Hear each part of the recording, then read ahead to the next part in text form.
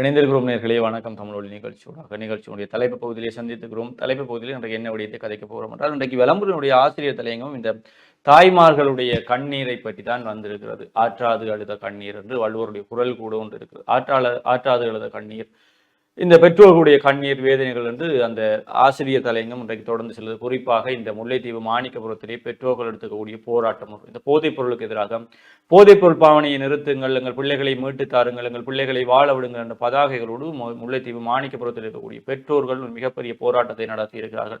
அது சமூக வலைதளங்கள் கூட வைரலாகி இருந்தது. அவர்கள் தாங்கி இருக்கக்கூடிய பதாகைகள் என்பது மிகவும் உணர்ச்சி பூர்வமாகவும் எங்களுடைய உள்ளுணர்வுகளை கேள்வி கேட்கும் விதமாகவும் இருந்து, அதே போல அந்த பிரதேசங்களில் இருக்கக்கூடிய போதைப் பொருள் வியாபாரத்தில் ஈடுபடக்கூடியவர்கள், போதைப் பொருள் பாவிக்கக்கூடியவர்களுடைய வீடுகளினுடைய வாசல்களிலுமே அந்த பதாகைகளை சென்று ஒட்டி இருக்கிறார்கள்.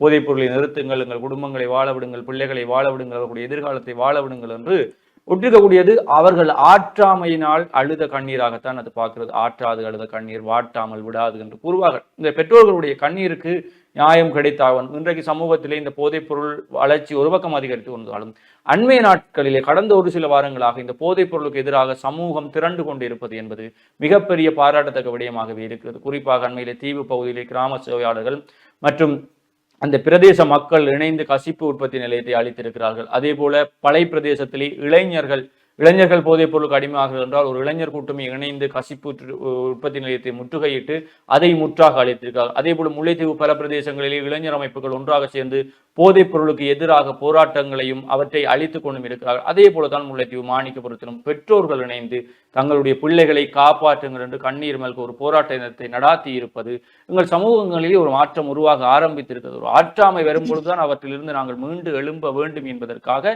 எதிர்த்து போராட துணிவோம். அதுதான் இந்த இனத்தினுடைய நீண்ட நெடிய வரலாற்று பக்கங்களும் கூறக்கூடிய விடயமாக இருக்கும் பொழுது, இந்த போதைப் பொருளிலிருந்து எங்கள் பிள்ளைகளை மீட்டு தாருங்கள் என்று அந்த பெற்றோர்கள் கண்ணீர் மல்க நடாத்திய போராட்டத்தினுடைய காணொலிகளை சமூக வலைத்தளங்களில் பார்க்கும் பொழுது அது எங்களுடைய மனச்சாட்சிகளை ஒழுக்கப்படுது. அதைத்தான் இன்றைக்கு வலம்புரி பத்திரிகையுடைய ஆசிரியர் தலைவரும் கேட்டது. போதைப் பொருள் வியாபாரிகளை, அந்த பெற்றோர்களுடைய கண்ணீர்கள் உங்களுக்கு மனச்சாட்சியை உறுத்தவில்லையா?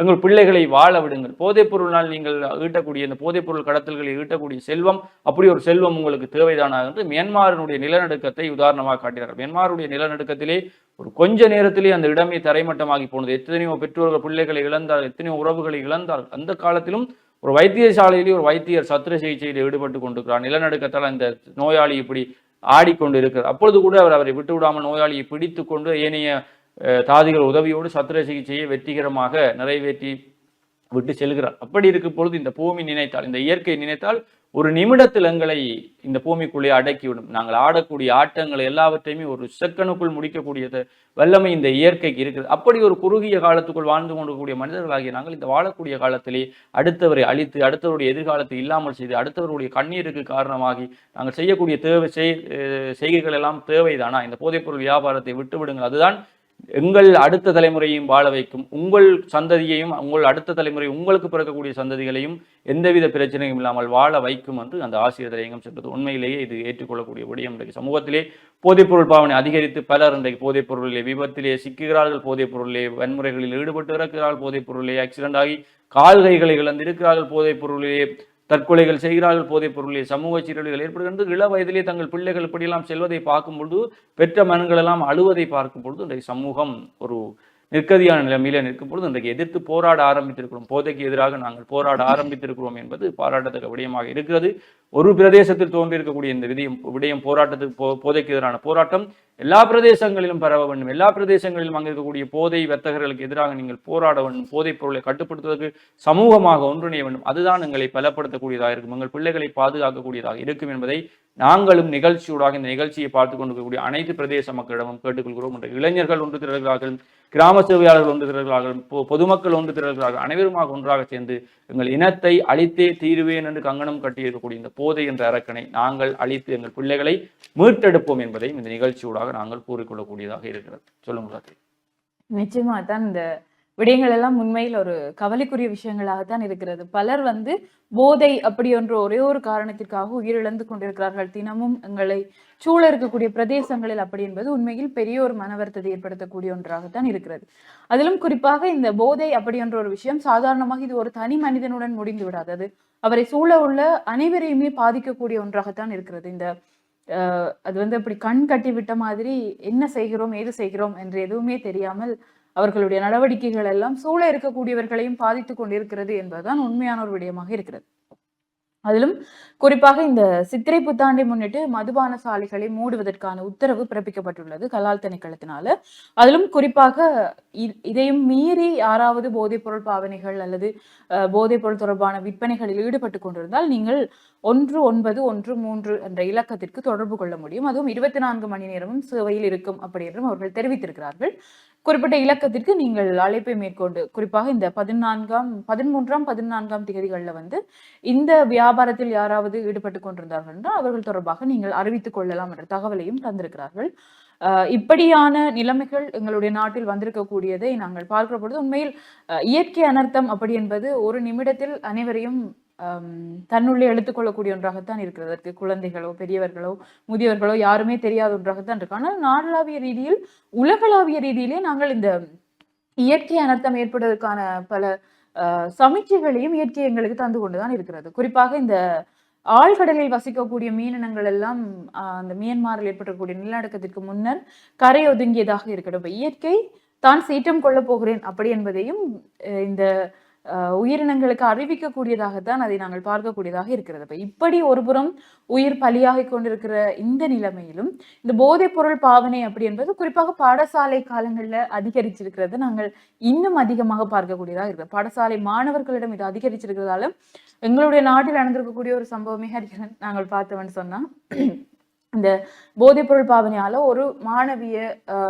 மாணவியினுடைய வாழ்க்கை சிதைந்திருக்கிறது. அந்த மாணவர்கள் எல்லாம் சிறைச்சாலை சென்றிருக்கிறார்கள் சொன்னால் பாடசாலைக்கு நம்பி பெற்றோர்கள் அனுப்புறதே ஒரு கேள்விக்குறியான நிலைமையா தான் இருக்குது. ஹரிஹரன் சொல்லுங்க. நிச்சயமா அப்படி இந்த இளம் சமுதாயம் இந்த போதைக்குள்ள சிக்கி குறிப்பாக பாடசாலை மாணவர்கள் இந்த விலங்கு பூ போட்டு போலீசார் அழைத்துகளும் அந்த காட்சிகளை எல்லாம் பார்க்கும்பொழுது உண்மையிலேயே மனதுக்கு நெருக்கடியான விடயமாகத்தான் இருக்கிறது. இந்த விடயங்கள் எல்லாம் மலிந்து போயிருக்கிற இந்த சமுதாயத்தில் அதற்கு பெரிய காரணமாக இந்த போதையும் இருக்கிறது. உங்களுடைய பிள்ளைகளையும் மீட்டெடுக்க வேண்டிய தேவைகள் எங்களை எல்லாருக்குமே அதிக அளவிலே இருந்து கொண்டிருக்கிறது என்பதை நாங்கள் உணர்ந்து கொள்ள வேண்டும். உள்ளூராட்சி தேர்தல் அதிகரித்துக் கொண்டிருக்கிறது. தேர்தல் பிரச்சாரங்களில் பலர் ஈடுபட போகிறீர்கள். யார் முதலிலே இந்த போதைக்கு எதிரான தங்களுடைய கொள்கை பிரகடனங்களை முன்வைக்கிறார்கள் அல்லது தேர்தல் விஞ்ஞாபனங்களை முன்வைக்கிறார்கள் என்பதை கொஞ்சம் உற்று நோக்கி பாருங்கள். அண்மையிலேயே நாங்கள் அடிக்கடி கூறக்கூடிய டொனால்ட் ட்ரம்ப் வந்து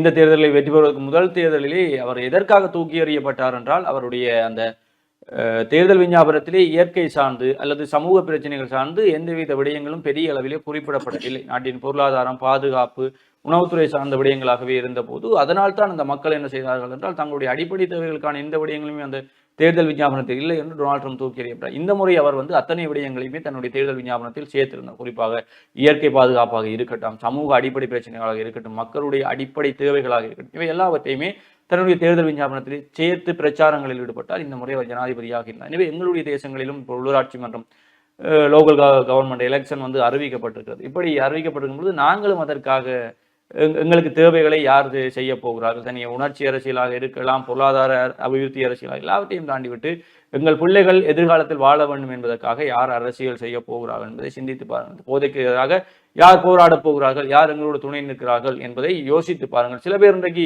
பல போதைப் பொருட்காரர்கள் அல்லது போதைப் பொருள் வியாபாரத்தில் ஈடுபடுபவர்கள் பணம் படைத்திருந்தால் அவர்களையும் இன்றைக்கு தேர்தல்களை நிறுத்தி அவர்களுக்கு வாக்கு சேர்க்கும் நடவடிக்கை கூட ஈடுபட்டு. எனவே சிந்தித்து செயற்படுங்கள். இது சிந்திக்க வேண்டிய தேவையாக இருக்கிறது. பல விதங்களிலுமே நசுக்கப்பட்டு கொண்டிருக்கக்கூடிய ஒரு இனம் தன்னைத்தானே பாதுகாத்துக் கொள்ள ஏதாவது ஒரு இடத்திலே எதிர்த்து போராட வேண்டும். அதைத்தான் டார்வினுடைய கூர்ப்பு கொள்கையும் சொல்கிறது, விஞ்ஞானமும் நிறுவி காட்டியிருக்கிறது.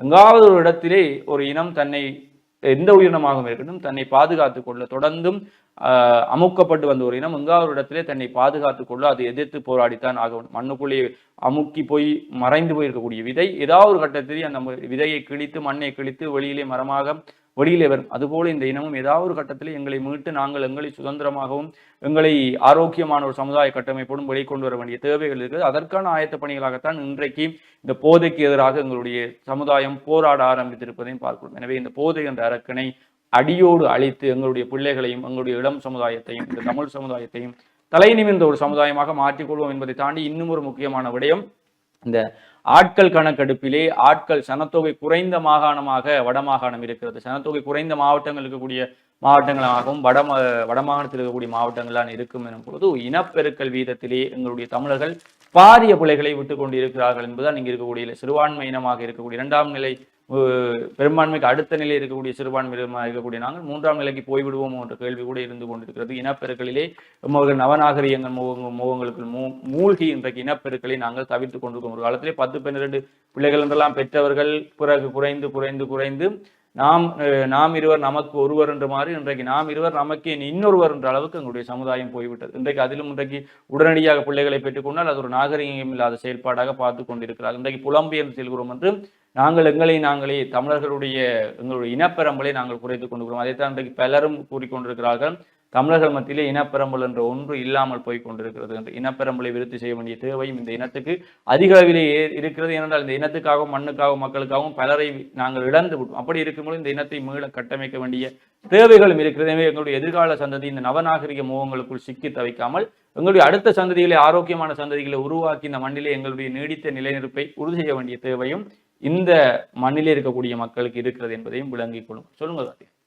நிச்சயமாக நிறைய விஷயங்களை ஹரிஹரன் எங்களுக்கு சொல்லியிருக்கிறார். உண்மையில் நன்றி ஹரிஹரன். நல்ல ஒரு தலைப்பு பகுதியோடு நாங்கள் இணைந்து கொண்டிருந்திருக்கிறோம்.